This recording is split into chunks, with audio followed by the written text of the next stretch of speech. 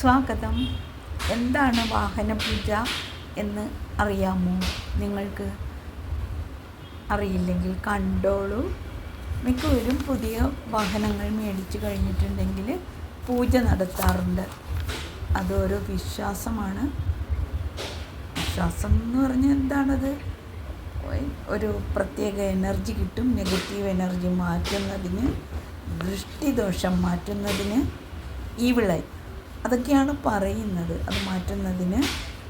പിന്നെ ചിലവർ നാരങ്ങയെല്ലാം വെച്ചിട്ട് അത് ടയറിൻ്റെ ആദ്യമായിട്ട് ഇങ്ങനെ ഓടിച്ചിട്ട് നാരങ്ങ ചതയ്ക്കും, പൊട്ടിക്കും. ഇതെല്ലാം സർവ്വസാധാരണമായി കണ്ടുവരുന്നതാണ്. ഈ വാഹനപൂജ നടത്തുന്നത് ക്ഷേത്രങ്ങളിലാണ്. ചില തടസ്സങ്ങൾ സാധാരണമാണല്ലോ. ചില വാഹനങ്ങളൊക്കെ എടുത്തു കഴിഞ്ഞാൽ ഉടനെ തന്നെ ആ ഒരു ഭയം മാറി പോസിറ്റീവ് എനർജി കിട്ടും. സുരക്ഷിതമായ യാത്രയായിരിക്കുമെന്ന് വിശ്വസിക്കുന്നു. അത് വണ്ടി ഓടിക്കുന്നവർക്കും അതിൽ ഇരിക്കുന്നവർക്കും കുടുംബക്കാർക്കും എല്ലാവർക്കും.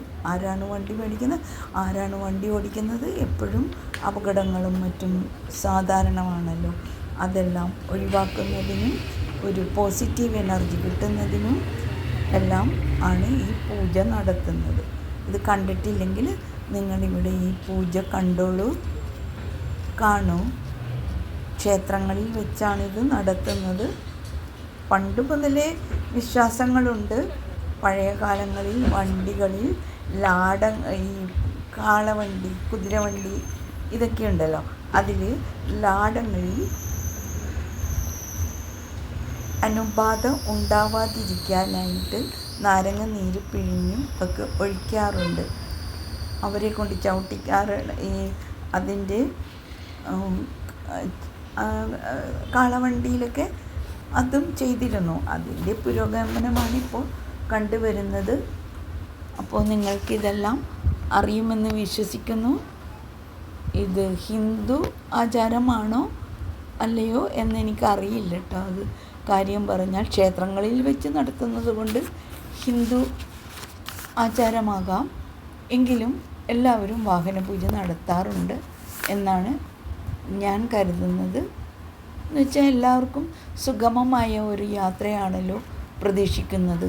അപകടങ്ങളെല്ലാം ഒഴിഞ്ഞ് ഒരു നെഗറ്റീവ് എനർജി എല്ലാം മാറ്റി നല്ല ഒരു ശുഭ വിശ്വാസത്തോടു കൂടി ആണ് എല്ലാവരും വണ്ടിയെടുക്കുന്നത്. കണ്ടോ, ഇവിടെ പൂജ നടത്തുന്നുണ്ട്. പല വണ്ടികളും കൊണ്ടുവന്ന് പൂജ നടത്തുന്നതാണ് നിങ്ങൾ കാണുന്നത്.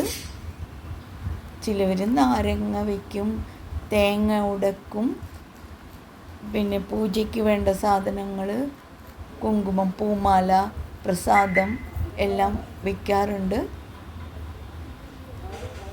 സംതൃപ്തിയോടുകൂടി ഓരോരുത്തർ പൂജിച്ച് വണ്ടിയെടുക്കുകയാണ്.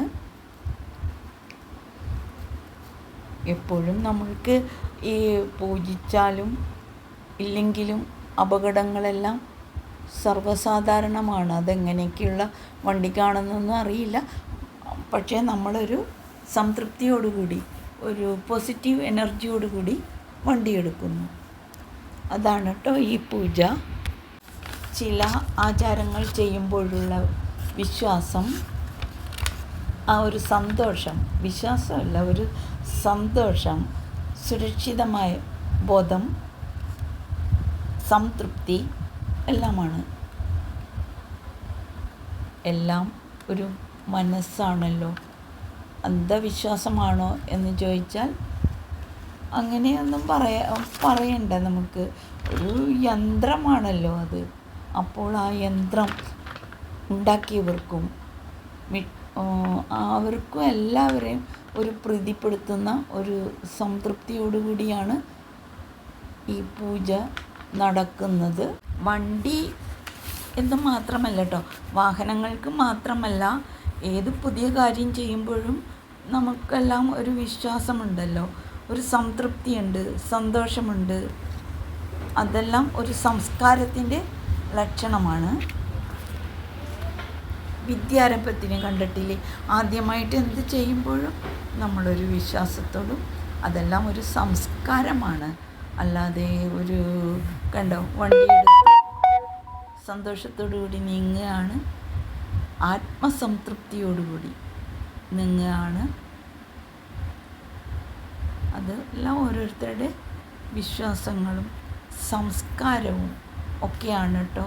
അല്ലാണ്ട് എല്ലാത്തിനും ഒരു ചിട്ട ഒക്കെ ഉള്ളത് നല്ലത് തന്നെ. വിദ്യാരംഭം അങ്ങനെ ഏത് കാര്യം ചെയ്യുമ്പോഴും നമ്മൾ ഒരു പ്രത്യേകതയുണ്ടല്ലോ, അതെല്ലാം ചെയ്തിട്ടല്ലേ ഇപ്പോൾ ദക്ഷിണ കൊടുത്ത് ഒക്കെയാണ് നമ്മൾ ചെയ്യാറ്. ഇതൊക്കെ എല്ലാവർക്കും അറിയാവുന്നതാണ്. അപ്പോൾ കണ്ടിട്ടില്ലെങ്കിൽ കാണുക. ഇതുപോലുള്ള കാര്യങ്ങൾ കൂടി അറിയിച്ചു എന്ന് മാത്രം. പ്രപഞ്ചത്തിലെ ഓരോ കാര്യങ്ങളാണ്, ഓരോരുത്തരുടെ വിശ്വാസങ്ങളും സംസ്കാരങ്ങളും സന്തോഷങ്ങളും ആചാരങ്ങളും എല്ലാമാണ് കാണുന്നത്. സംതൃപ്തിയോടുകൂടി ഉള്ള ഓരോ കാര്യം ചെയ്യുമ്പോഴും മാനസികമായിട്ടുള്ള ഒരു ആശ്വാസം ഒക്കെ നൽകുന്നു. തേങ്ങ ഉടച്ച് ഗണപതിയെ പ്രീതിപ്പെടുത്തുന്നു. യന്ത്രമാണെങ്കിലും അതിനോടുള്ള ഒരാദരവ്, ഇതെല്ലാം നമ്മുടെ സംസ്കാരത്തിൻ്റെ ലക്ഷണമാണ്. യാത്രക്കിടയിൽ അപകടങ്ങൾ ഒഴിവാക്കുന്നതിനും മറ്റു തടസ്സങ്ങൾ ഒഴിവാക്കുന്നതിനും ഒക്കെയായി ഒരനുഗ്രഹം നേടുകയാണ്. കണ്ടില്ലേ, ഒരു കൂപ്പുകൈയോടെ ലക്ഷ്മി ശിവ.